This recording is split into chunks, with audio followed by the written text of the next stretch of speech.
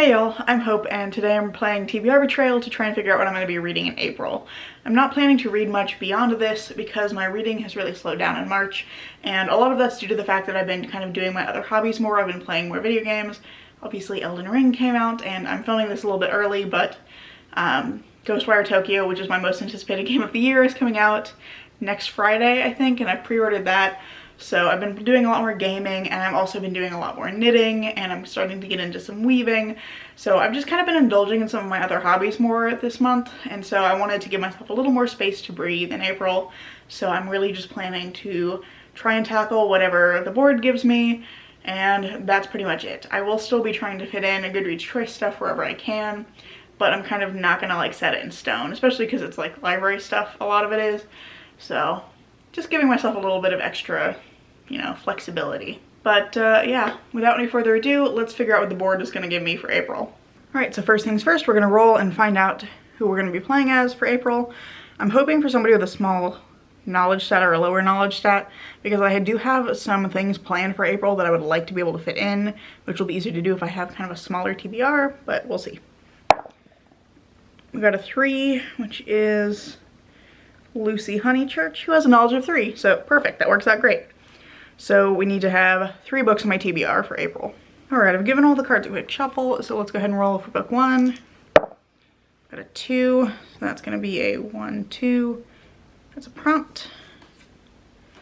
And we got favorite author. I can work with that. The board is starting us off gently with favorite author, and I've chosen The Beautiful Ones by Sylvia Moreno Garcia for this one.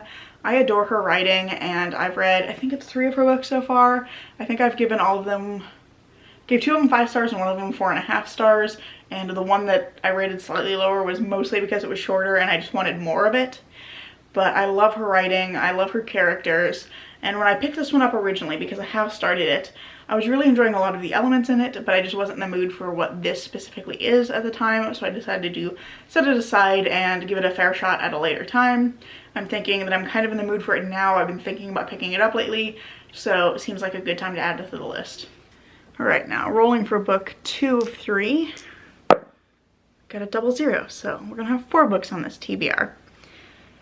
So I got a full of boys' degenerate demands. Let's take the one off the top here.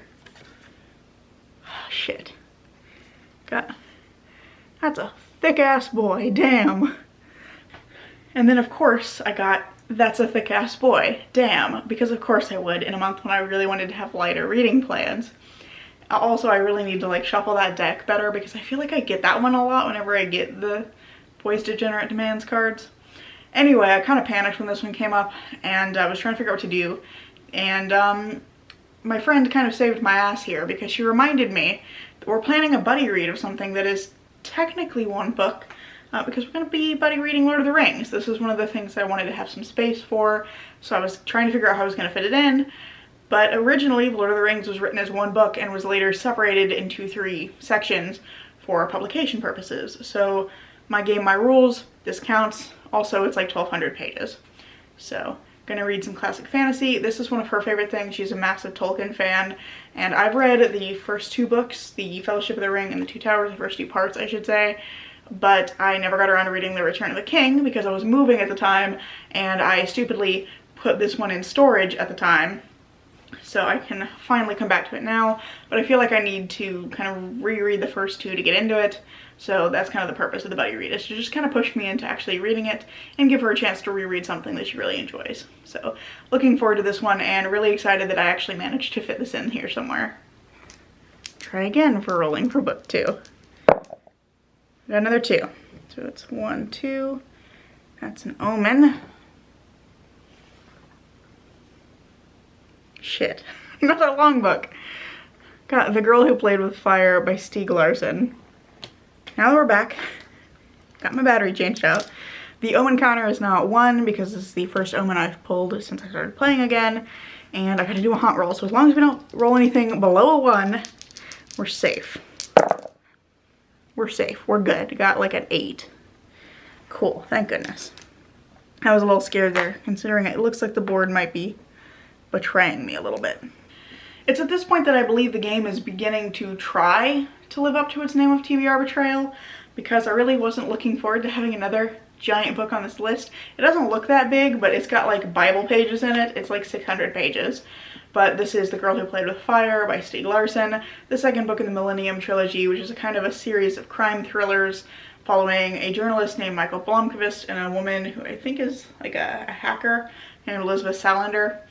This one has been sitting on my shelf for probably 10 years. I originally read The Girl with the Dragon Tattoo, the first book, in like 9th or 10th grade, and it took me fucking ages. And it was just kind of a slog. Like, I enjoyed it, but it definitely was a very slow reading process. And so I picked up this immediately afterwards. I bought a copy, but decided that I kind of needed a break from it before I came back to it, and I just never came back to it. So this has been with me for probably a decade, and it moved with me when I moved from my hometown to the city I live in now. So I've reached a point where I think this just needs to get read, because clearly I'm either going to read it or I'm not going to read it at this point. Like, I need to read it or I need to unhaul it. So this wasn't my priority TBR for the year. I just really wasn't prepared for this to come up right after That's a Thick-Ass Boy, and having like that giant stack to read. Wasn't prepared for this to come up too, but we're going to try and make it work. I'm going to try to read it, and you know, if I don't really end up enjoying it, it's okay. I'll unhaul it. But it is time to kind of clear it off of my shelf one way or the other. Okay, rolling for what is hopefully book 3, the final book. Got a 3. 1, 2, 3. We got a challenge, which is interesting. I don't think I've done one of these in a while. Okay, so we got challenge number 5, Voices of Reason. Let me pull that up on my phone real quick. Okay, Voices of Reason. As you approach the next door, you hear whispers emanating from it, telling you to turn back or face the consequences. You place your hand on the door and the whispers turn into a deafening roar. Attempt a sanity roll of 3+ to ignore the voices. If you succeed, you wrench open the door and run through, move forward to 2 tiles. There was really nothing to fear but fear itself. If you fail, heed the voices and move back 1 tile. So I need to do a sanity roll of 3+, and my sanity score for Lucy Honeychurch is a 4. So I need to roll 4 dice and hope for the best. If we get a 3 or more, we're good. We got a 3. So I get to actually move forward 2 spots, 1, 2, which puts us on a prompt. That prompt is a partner pick. So last week we got partner pick, which for this one I called Jacob on Discord, and I have like a spreadsheet of all the books that I own, so we looked through that, and he chose something completely unexpected. I was kind of expecting him to choose It, because he's constantly trying to get me to finish It, but he actually chose Lovecraft Country by Matt Ruff, which is a book I kind of forgot I had, but this is about a family where the father goes missing, and then the 22-year-old son, Atticus Turner, his uncle George, and his childhood friend Letitia go looking for his missing father, and I believe they're traveling from somewhere in the south up towards New England, and it's a mixture of kind of social commentary on racism in America, as well as Lovecraftian horror, or like using Lovecraftian horror for that purpose.